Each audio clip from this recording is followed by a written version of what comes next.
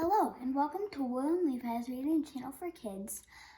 I'm Will, and today I'm going to be reading Sophia Valdez, Future Prez, and you can look at our Rosie Revere Engineer episode if you subscribe, and please leave your comments below. Thank you. Sophia Valdez, Future Prez. Sophia was a baby who got things done, helping her family before she turned 1. She and Abuelo went out every week to help elderly friends around Blue River Creek who couldn't get out and about on their own with no place to gather were stuck home alone. Raking the leaves, taking pets for a walk, or just dropping by for a treat and a talk. Sophia Valdez did as much as she could for her family and friends and her whole neighborhood. A dreamer, a doer, a real-life go-getter. Most people like good, but Sophia liked better.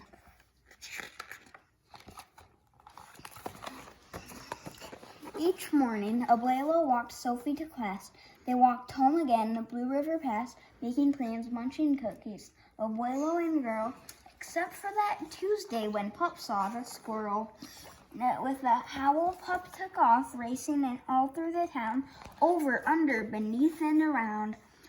Sophie scrambled to keep up with the hollering man and the bellowing Pup. Up the squirrel ran to the top of a hill made up of leftover junk for the local landfill. They reached the tip top of that mountain of trash, which jiggled and broke with an ear-splitting crash. Down they all tumbled and hit with a thud on a moldy old pumpkin surrounded by mud. Ouch, cried Abuela. He struggled to stand. A dangerous mess, he said, grasping her hand. The next day, Sophia walked to school solo, but it wasn't the same without her Abuela. Abuela, this is not right, declared young Sophia, who glared at Mount Trashmore and got an idea. I like that name, Mount Trashmore. The very next morning at dawn, she planted a sign at the front of the lawn. She stood back and smiled, and Pup gave a bark. Get rid of Mount Trashmore. Let's build a new park. Each of her neighbors had something to say about benches and fountains and places to play. Meeting spots, gardens, a basket for bees, a rubber duck pond, and a kiosk for cheese. She drew every thought on her map of the park, which was perfectly perfect by a quarter till dark.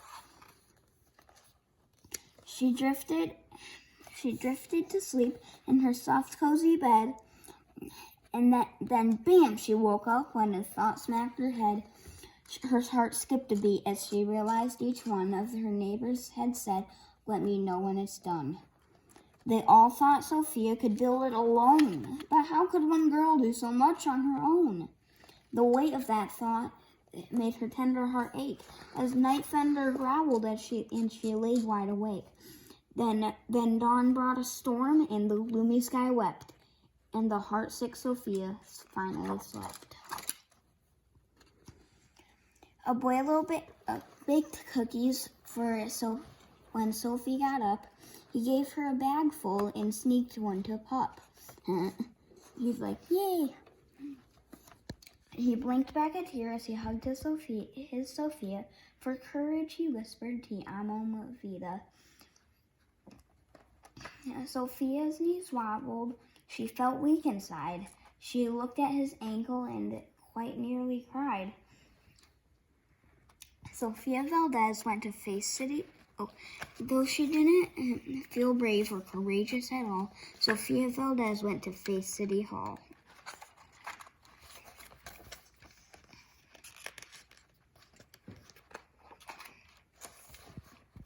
The mayor's office sent her to room 401, the Blue River Creek Department of Fun, which sent her downstairs to room 302, the office of duck ponds and cool things to do, to the office of monkeys, the department of cheese, the division of fountains and meetings and bees, then down to the basement so musty and cramped, where all the town's papers were sorted and stamped. And that's where the clerk said what no one else did: "You can't build a new park. You're only a kid." The word smacked Sophia deep down in her heart. Her plan was kiboshed before it could start. "I think," said Sophia, "I think that law's wrong." But her second-grade voice didn't sound very strong. The clerk said clearly, "It cannot be done. Do you have any questions?" Sophia said one. "If you were me, and if I was you, and he was your grandpa, what would you do?"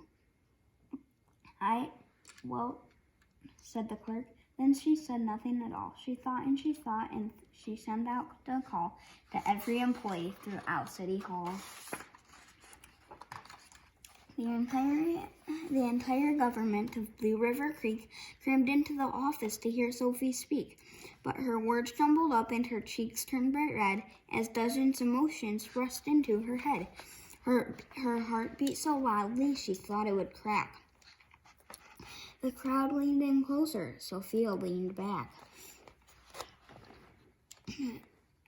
Then her arm brushed the edge of the old cookie sack, and that was the moment when Sophia first knew being brave means doing the thing you must do. Though your heart cracks with fear, though you're in just grade 2. She took a deep breath. She looked the mayor in the eye. She thought, and though her knees wobbled, she held her head high.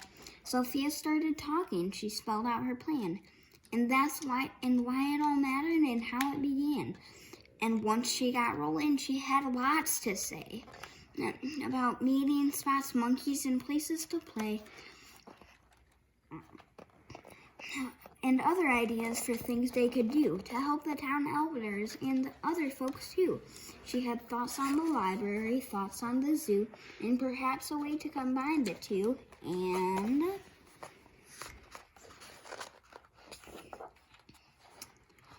"All right," cried the mayor. "Let's go start a petition.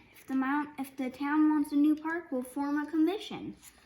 And the signs say, "Let's build a park for everyone. Sign our petition, please. Bark for parks." I think that's cute. And so young Sophia got right to work with some help from her family and pup and the clerk. The others joined in, not all but a few. Miss Leila Greer and the kids in grade 2. There were hearings and surveys and taxes to figure, then bulldozers, cranes, and a blue bigger digger. They built that park. That's how it got done. By the work of, by, and for everyone. Who laced up, but it began with a dream of one person, just one, who laced up her shoes and then led the way to help Blue River Creek get a new place to play. Now every evening till long after dark, the town comes together at Citizens Park. They all hold this truth to be self-evident that Sophia Valdez could grow up to be president. Until then, Sophia, that real-life go-getter, helps Blue River Creek get better and better. Thank you for listening to Will and Levi's Reading Channel for Kids. I hope you liked our book, and bye, and please subscribe.